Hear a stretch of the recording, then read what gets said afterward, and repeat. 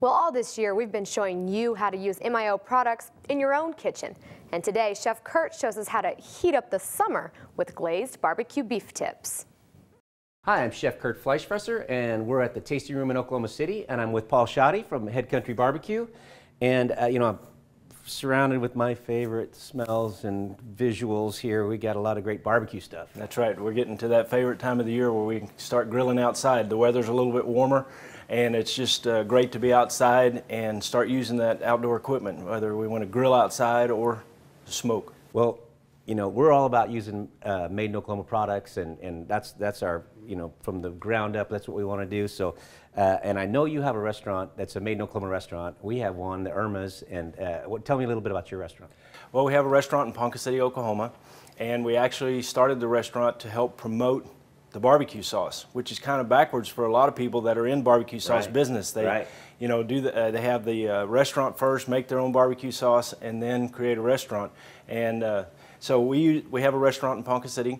We make our own homemade sausage there. That looks great. And it's worth the trip to come and try, whether it's beef brisket, pork spare ribs, chicken. I think people need to make a checklist of made in Oklahoma restaurants and travel around Oklahoma and make sure they try. Without a doubt, that would be worth it. Well, tell us a little bit about what you got here besides the sausage.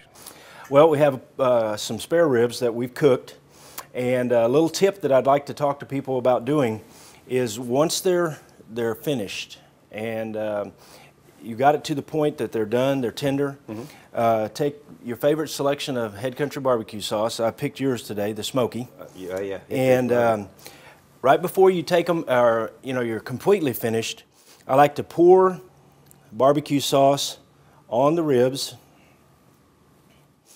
and then take a brush and brush that on.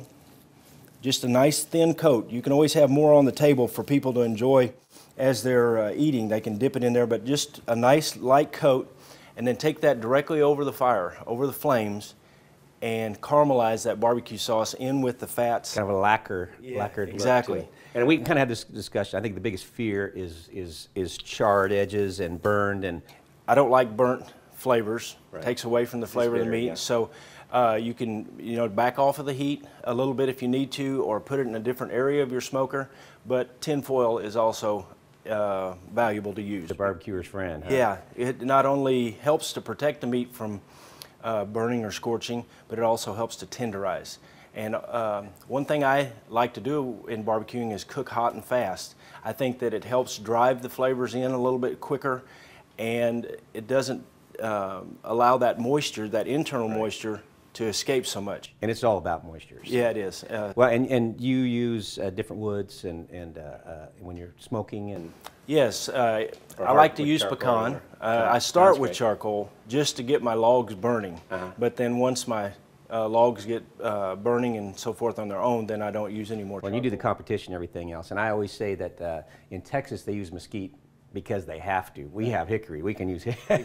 We have a lot of we have a lot of hickory and a lot of pecan, and actually they're part of the same family.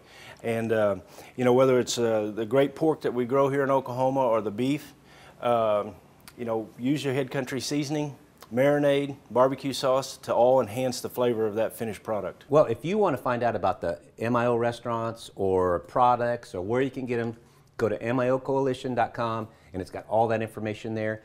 And remember, when it's made in Oklahoma, it's good for you and it's good for Oklahoma.